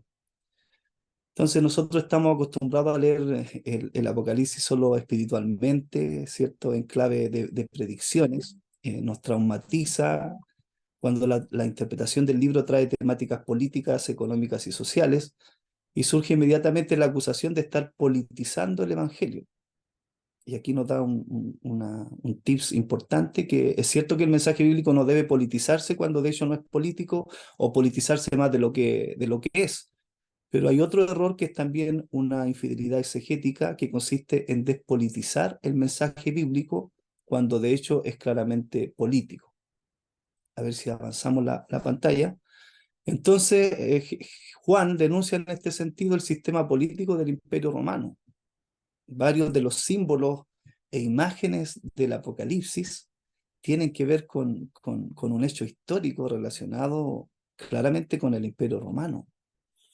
Aunque de hecho es el emperador el que tiene preso a Juan en esa isla penal de Patmos, él no duda en protestar de los abusos del imperio.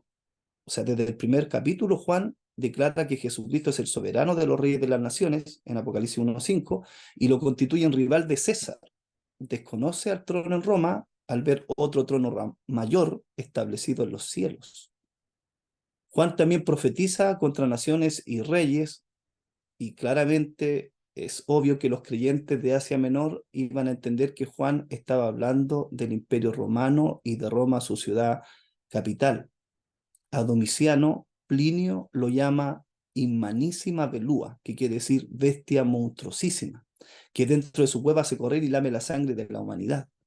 Entonces, estas descripciones destacan dramáticamente la inhumana crueldad del tirano y su aparente indomabilidad, más allá de todo control humano y racional.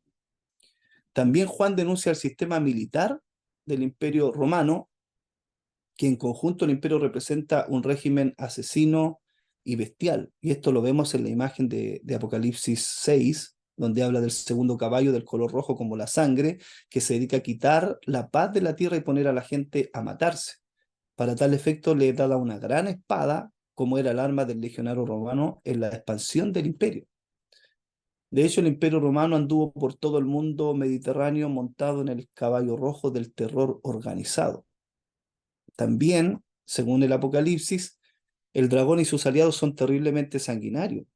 El dragón rojo pretende comerse al niño apenas nazca, su agente, la bestia del mar, hace guerra contra los santos en el capítulo 13, y la segunda bestia proclama por medio de una estatua hablante una sentencia de muerte contra todos los que no adoran a la imagen de la primera bestia. La ramera, alias la Babilonia, dice que está borracha con la sangre de los santos y los mártires, y en ella está la sangre no solo de profetas y santos, sino de todos los que han sido asesinados en la tierra. Entonces, Juan hace esta denuncia al sistema militar del Imperio Romano. Por otra parte, si mi hermana me avanza en la pantalla, Jesús denuncia el sistema económico del Imperio Romano, que es un gran tema, porque lo que menos se espera encontrar en el Apocalipsis es un análisis agudo de la economía del Imperio Romano. Eso se debe en parte a nuestra tendencia a leer este libro fuera de su contexto histórico y por otra parte nuestro poco conocimiento en realidad que tenemos de la economía del Imperio Romano del primer siglo. Entonces debemos saber que el Imperio Romano fue el primero en dominar todo el mundo mediterráneo, desde Inglaterra hasta el Mar Caspio y la frontera de los Partos al otro lado del Éufrates. Jamás la humanidad en todos los imperios anteriores, en toda su historia, había visto un bloque económico y comercial tan inmenso, ni ciudad alguna había cosechado los beneficios materiales del imperialismo como lo hizo Roma. O sea, el botín de los triunfos militares, las valiosas obras de arte de Grecia, Egipto y otros países conquistados, y los constantes tributos de las colonias y provincias, tanto en dinero como en producto, todo fluía directamente hacia Roma para llenar de riqueza y de lujo esa capital. Entonces floreció un amplísimo comercio en beneficio principalmente de la urbe y las minorías privilegiadas de la orbe.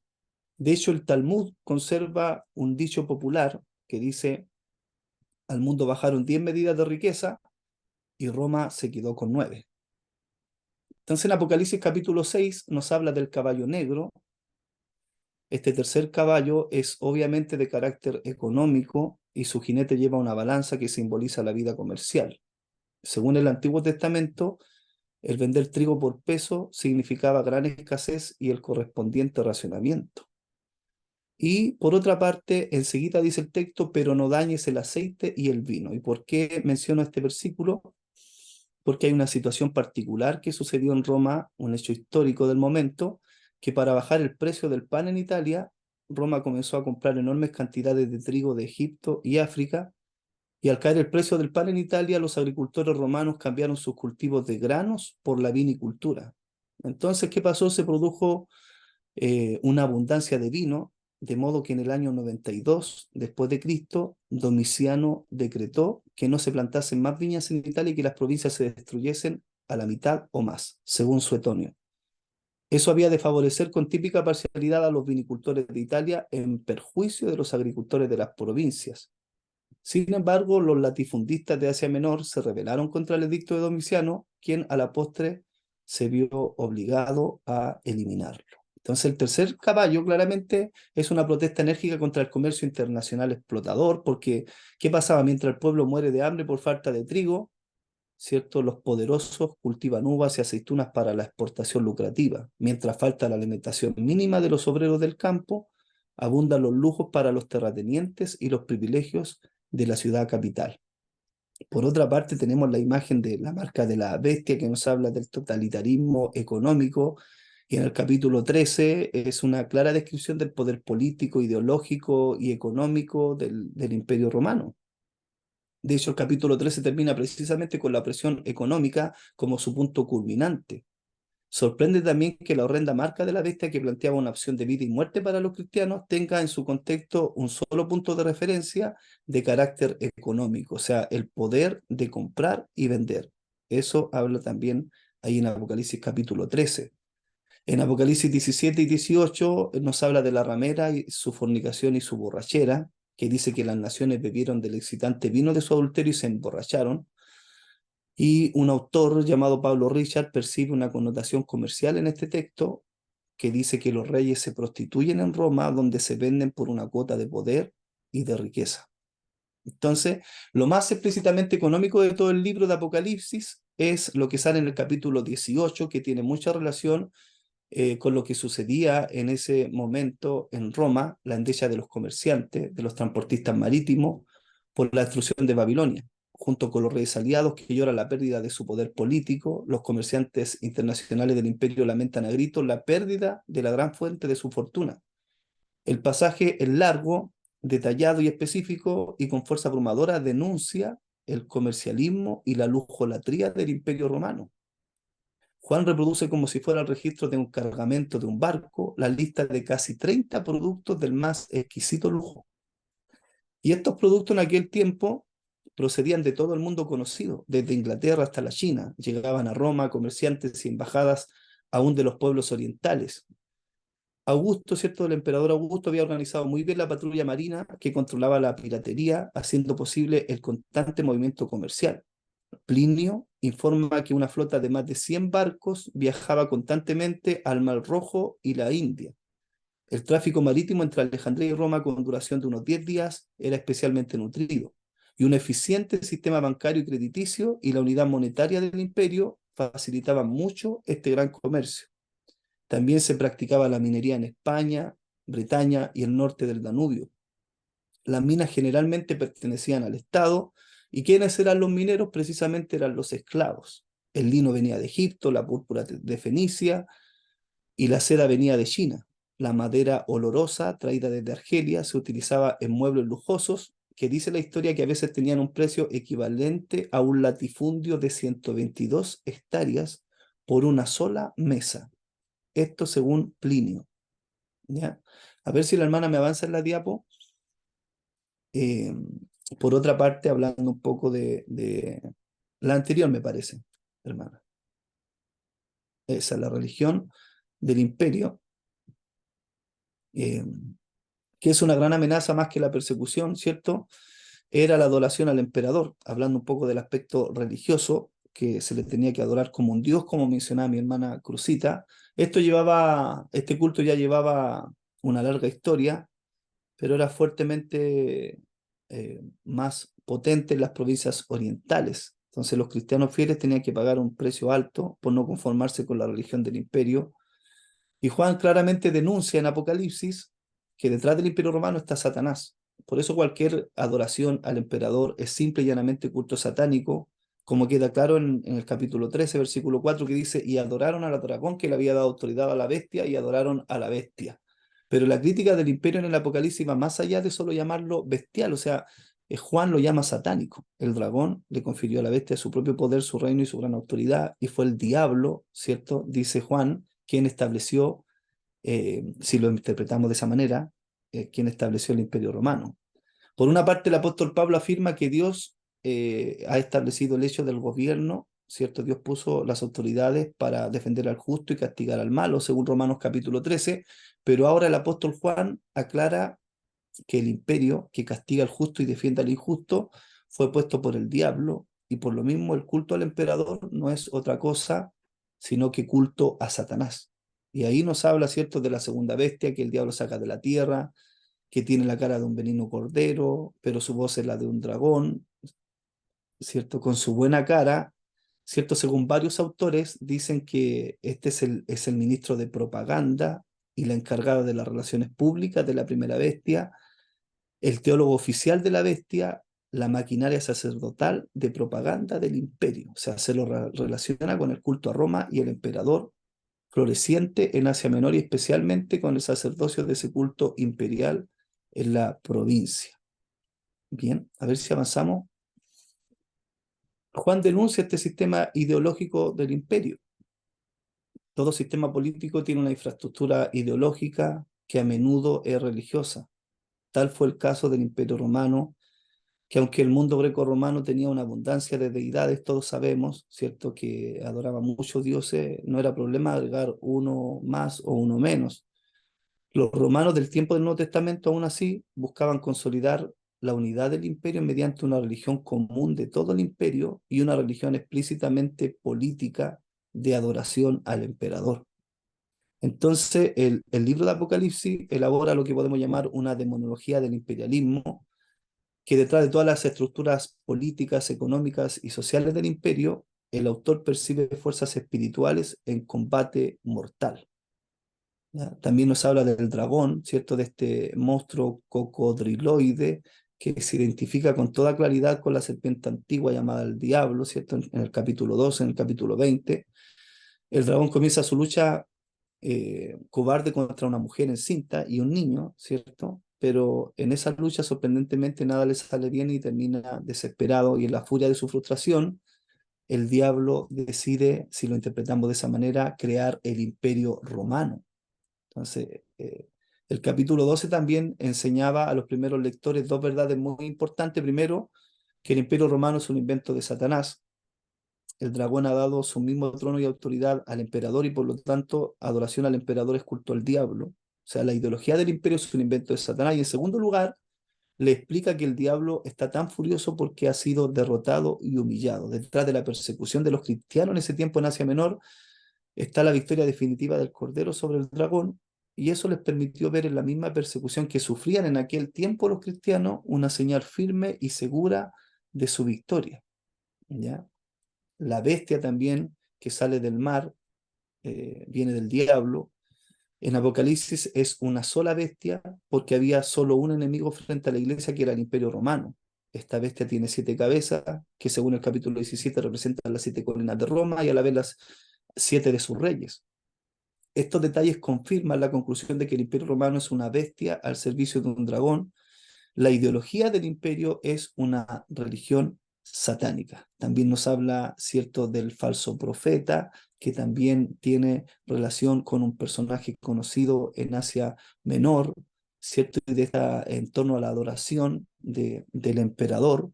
Y en ese proceso toda la organización política y religiosa de las provincias, con sus magistrados, diócesis y sacerdocios regionales, hacía su aporte a la promoción del culto imperial. Así fue como la segunda bestia surgió de la tierra asiática. Entonces, el tema central en la exposición de estos 3 personajes, si hablamos del dragón, la bestia y el falso profeta, es la denuncia de la idolatría en que se fundamenta el imperialismo con sus reclamos de poder absoluto. Era una idolatría sutil, a menudo velada, capaz de seducir también a muchos cristianos, como dicen algunos historiadores, los nicolaitas, que adoraban por una parte a Jesucristo y también adoraban al emperador. Bien, entonces toda esta imagen, ¿es cierto? La gran ramera, ¿cierto? Que simboliza la gran Babilonia, que simboliza la ciudad capital del imperio, se caracteriza por la prostitución y la embriaguez, el aspecto económico, político, su sangrienta persecución a todos los disidentes. En todo el imperio, el centro siempre se enriquece a expensas de la periferia empobrecida. Entonces la bestia simboliza al imperio como tal y el falso profeta todas las fuerzas religiosas e ideológicas que se ponen a las órdenes del imperio, y la tremenda prostituta montada sobre la bestia es la gran Roma, capital del imperio. Entonces, analizar el contexto histórico, ¿cierto? Y el libro de Apocalipsis, nos damos cuenta la relación que el libro tiene con lo que sucedía en el momento. Entonces, el apóstol Juan, como preso y como pastor de 7 congregaciones amenazadas por el imperio, no le inmiscuía, quizás no le convenía inmiscuirse en temas que no afectaran directamente a la iglesia, como por ejemplo el militarismo o los precios de los granos básicos, pero como profeta el apóstol Juan no pudo callar, de la misma manera en que levantó la voz por todas las víctimas de la violencia, sean cristianas o no, también pronunció su palabra profética sobre los graves problemas sociales de su tiempo. Ahora voy a dejar al hermano Michel para que continúe con la disertación.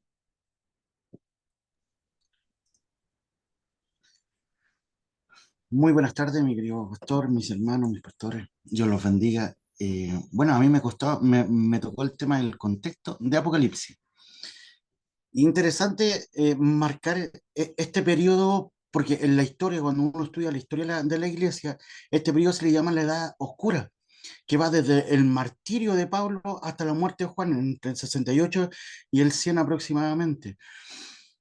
En el libro de Apocalipsis está marcado por una persecución hacia los cristianos en este imperio romano, las tensiones políticas, militares, las necesidades de ofrecer un consuelo, una esperanza a los creyentes en todo este periodo, en estas dificultades. Ellos tenían el culto al Dios que ellos denominaron el Dios romano, o era el emperador de turno. Ellos tenían que alcanzar, la cima se alcanza cuando ya se escribe el libro Apocalipsis. Alrededor del año 90, el cruel emperador Domiciano empezó una segunda persecución.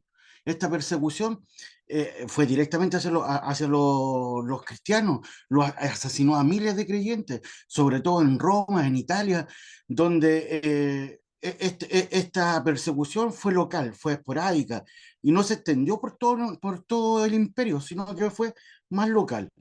Cuando fue arrestado Juan, él estaba en Efesio, y las autoridades romanas lo expulsaron, lo mandaron debido a que él predicaba el Evangelio, fue fiel y predicaba el Evangelio de Jesucristo, y lo enviaron a una isla, desterrado a una isla. Ya más adelante lo vamos a explicar.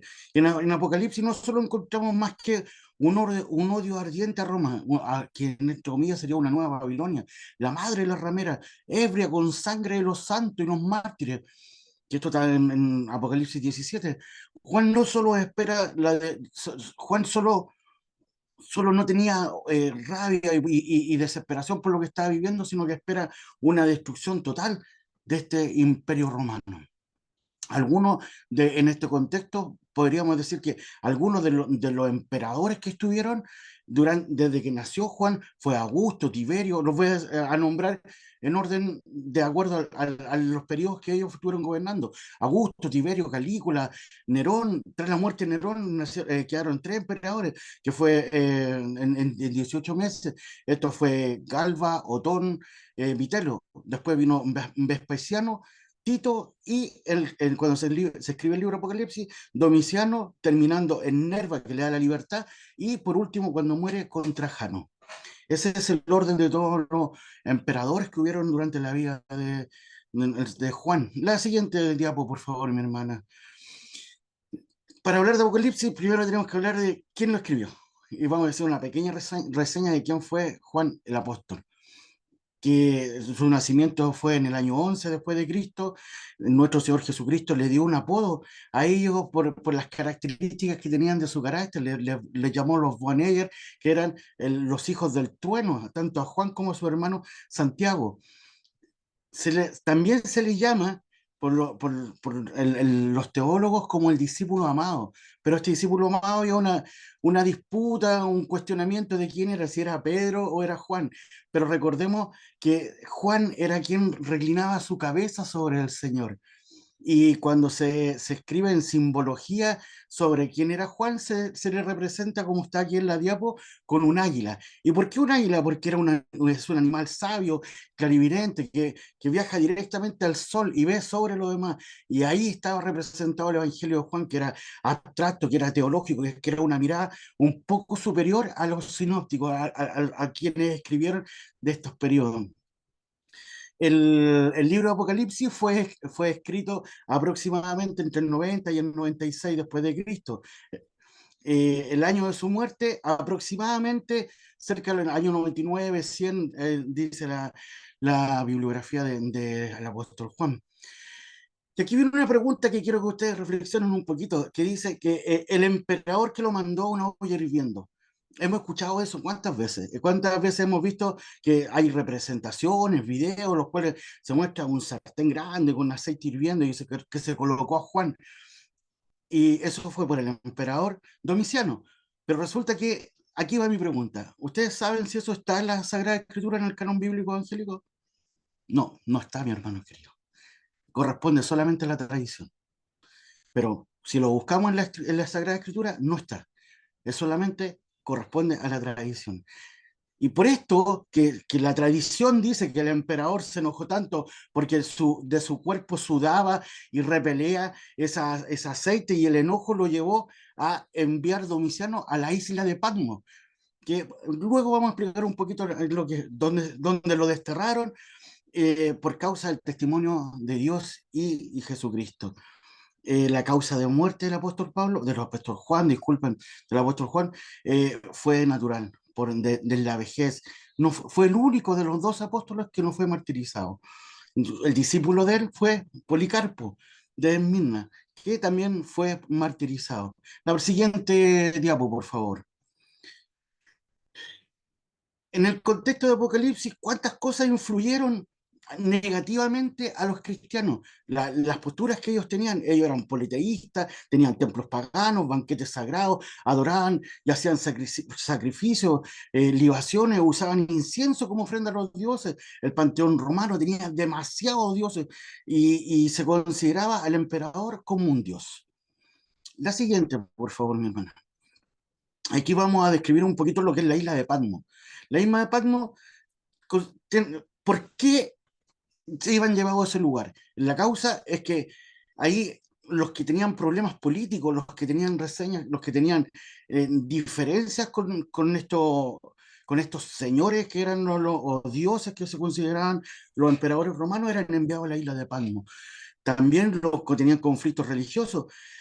Y ahí ¿a qué se le obligaba a hacer trabajos forzosos? Ellos estaban en cuevas, estaban con trabajos forzados, porque recuerde que esta es una isla estéril, rocosa, apartada, que ¿dónde está ubicada? Está a 100 kilómetros al suroeste de Éfeso, en Grecia. Y ahí eran condenados a estas minas con un trabajo sin salario, forzados como esclavos, y además trabajaban en las canteras, principalmente el mármol. Y aquí es donde la característica esencial e importante para nosotros, que en este lugar apartado es donde el apóstol Juan recibe la revelación de Apocalipsis. La siguiente, por favor, mi hermano. Aquí podemos ver un poquito los mapas. Estos son mapas donde está ubicado Éfeso en el continente en Asia Menor, hacia el mar Egeo, en la isla de Patmos. Y aquí está otra representación. La siguiente, por favor. La iglesia perseguía. Por todo el imperio todos tenían que llamar a Domiciano un dios. Si no se llamaba como tal, usted recibía la muerte. ¿Por qué? Porque era el Señor.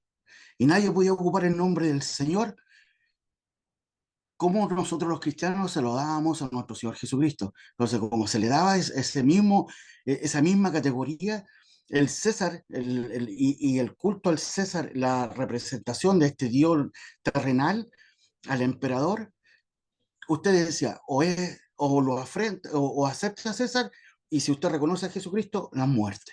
Era tan simple, había dos caminos. Usted creía, lo confesaba, muerte. Si usted renegaba de Jesucristo y estaba con César, en este caso Domiciano, que era el emperador, usted podía vivir. Y eso se hacía en público. ¿Qué era lo que tenían que vivir aquí todos los cristianos en esta persecución? Ellos recordemos un poquito el contexto de lo que estaba viendo Juan. Juan veía cómo los caminos eran iluminados por los cuerpos de los cristianos cuando eran matados, crucificados, colocados en los costados de estas calles, y eran encendidos y se ocupaban como lámparas. Los cuerpos, imagínense, otros eran vaciados y sus estómagos eran utilizados como tambores. Vamos imaginando lo difícil, lo terrible que era ver esas situaciones, cómo los martirizaban de esa forma. Además, lo llevaban a los coliseos, en estos coliseos donde se mataban niños, ancianos, adultos, jóvenes, a todos por igual, y eran ocupados para peleas ellos, y además de estas peleas, estas luchas que tenían como gladiadores, también lo hacían pelear con bestias, y las bestias los destrozaban en ese tiempo, esencialmente los leones. Entonces, toda esta visión que tenía el apóstol Juan era terrible con respecto a la situación de ser cristiano. ¿Y cómo se le llamaba a los cristianos? Imagínense, ellos, los romanos, ¿cómo los llamaban? Nos llamaban como los ateos, como los caníbales, los alcohólicos, los que hacían incestos. ¿Y por qué? ¿Pero por qué se decía eso? Porque ellos tenían sus dioses en el panteón. Entonces, quien no reconocía a sus dioses se reconocían como un ateo. ¿Por qué caníbales? Porque en la liturgia cristiana, ¿usted qué es lo que hace? Beben la sangre de Cristo y beben y comen la carne, el pan, como la carne de Cristo. Entonces decían, estos son caníbales, se comen a sus hijos. ¿Por qué alcohólicos? Porque bebían la sangre de Cristo, se embriagaban en la sangre de Cristo. ¿Por qué decía que eran incestos, que se realizaba incesto? Este incesto, porque si yo me caso con mi esposa, somos creyentes, yo creo ella la respeto y la respeto como mi hermana. Entonces decían, se casan entre hermanos. Era la visión que tenían de los cristianos. Era terrible, ¿por qué? Porque se cuestionaba todo la liturgia que el cristiano tiene, que se tenía en ese tiempo. Juan, todas estas atrocidades que iban ocurriendo, y recibe la revelación de Dios y de nuestro Señor Jesucristo, por ángeles también, y siendo el agiógrafo quien escribe esto, Dios le permite conservar una de las características que Dios permite que en la inspiración de la escritura el agiógrafo pueda mantener su personalidad, mantener lo que él ha vivido y poder expresarlo de esta forma en los escritos. Y así Juan fue interpretando el sufrimiento, la persecución, el anticristo que fue revelado en el libro de Apocalipsis con lo que él estaba viendo, con lo que él estuvo viviendo, y está reflejado en este texto. y consideremos este pequeño detalle, que el libro de Apocalipsis, aparte de ser un libro de profecía, es también un mensaje de ánimo, un mensaje de esperanza, para que el pueblo, en medio de la crisis, siendo sometido, siendo atribulado, siempre, sin importar el imperio que esté de turno, siempre va a cantar victoria en nuestro Señor. Cuando murió Domiciano y asume Nerva como nuevo emperador, él revocó todas las leyes que había anteriormente y se restauró un poquito esa libertad que tenían los cristianos, en la cual le dio la libertad de la isla de Patmos a Juan y él pudo volver a Efesios. La siguiente, por favor, mi hermana. Y teniendo esta libertad, él ya puede volver y en su último periodo de vida cambia nuevamente de emperador y viene Trajano, porque ahí hay una confusión que algunos dicen, bueno, fue Nerva Trajano. No, Nerva fue lo liberó después de la muerte de Domiciano y Trajano fue el último emperador que cuando estuvo nuestro apóstol Juan. Como conclusión de todo lo que hemos expuesto, mis queridos hermanos, la iglesia quedó purificada, la iglesia al tener tanto sufrimiento, tanta persecución, tanto dolor, quedaron solamente los verdaderos cristianos. Imagínense, quedaron solo los verdaderos cristianos. Con esta persecución, la iglesia se unió, se fortalecieron sus lazos, ellos crecieron. ¿Por qué? Porque ellos tuvieron que huir de esta persecución, ir a nuevas tierras en las cuales ellos iban predicando y fue creciendo esto aproximadamente un 10% de la población del imperio fue alcanzada por el mensaje de Jesucristo gracias a la persecución. Entonces, tenemos que ver, ¿cierto? El sufrimiento, el dolor, la angustia, todo lo que vivieron, pero tuvo por otra parte, un crecimiento sustancial a la predicación del Evangelio. Y como reflexión, y por último, mis queridos hermanos pastores, hoy en día hay persecución como en los primeros días de nuestro Señor Jesucristo, el primer periodo, segundo, tercer periodo de la historia de la iglesia. En algunas partes sí lo hay. Por ejemplo, en China, Pakistán, pero en China, cuando se encuentra un cristiano, es encarcelado. Pero ¿sabe qué? Ellos tienen una tremenda bendición. ¿Por qué? Porque ellos recogen un trozo bíblico, lo memorizan y queda en su corazón. Hay momentos en los cuales ellos evangelizan, a predicar la palabra, a leerla, y necesitan la Biblia, porque ya la han memorizado y la tienen escrita en sus corazones. A veces hace muy bien la persecución, porque estar cómodo lamentablemente lo aleja de la presencia del Señor. Y esto, mi hermano, sería nuestra disertación. Aquí está la bibliografía, si usted quiere investigar un poquito. Dios los bendiga grandemente.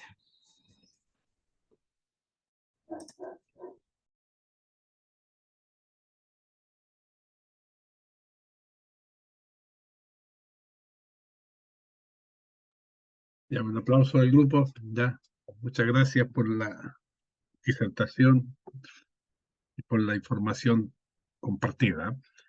Gracias también a Michel, porque él ya mandó el libro que les había dicho yo, Eventos del Porvenir, al WhatsApp del grupo. Así que Dios les bendiga y les seguimos un buen provecho y un buen complemento a lo que hemos estudiado. Bueno, efectivamente, como explicaba tanto Cusita como Oscar, después terminó en la conclusión Michel, los libros se entienden mucho mejor conociendo el trasfondo histórico. No es, a veces uno dice, bueno, estaba en Pasmo, pero ¿por qué estaba en Pasmo? ¿Ya? Era el castigo, en este caso, de cierto emperador que se llamaba Domiciano, pero ¿por qué castigó Domiciano a este anciano pastor, por así decirlo, o apóstol?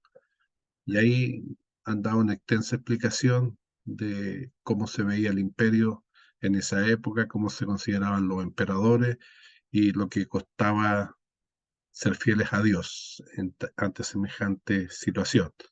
Y por eso Michel al final comentaba de que ser miembro de la iglesia estaba exponiendo con la vida y por lo tanto la iglesia se había purificado bastante con la persecución. De verdad, ahí estaban los que de verdad eran verdaderos creyentes. Así que gracias por la disertación, diría muy ilustrativa de lo que después vamos a, en algunos casos, a repetir información, en otros casos a confirmar o a clarificar también ciertos elementos de lo que nos han compartido el día de hoy, porque de la próxima semana ya nos adentramos en el inicio del libro de Apocalipsis. Así que vamos a sacar la fotografía, a la cuenta de 3, por favor, sonrían. Eso, 1, 2 y 3. Ya. Y nos vemos la próxima semana, si Dios así lo permite. ¿Ya? Que Dios les bendiga. Bendiciones. Dios los bendiga. Chao, chao. Bendiciones. Bendiciones.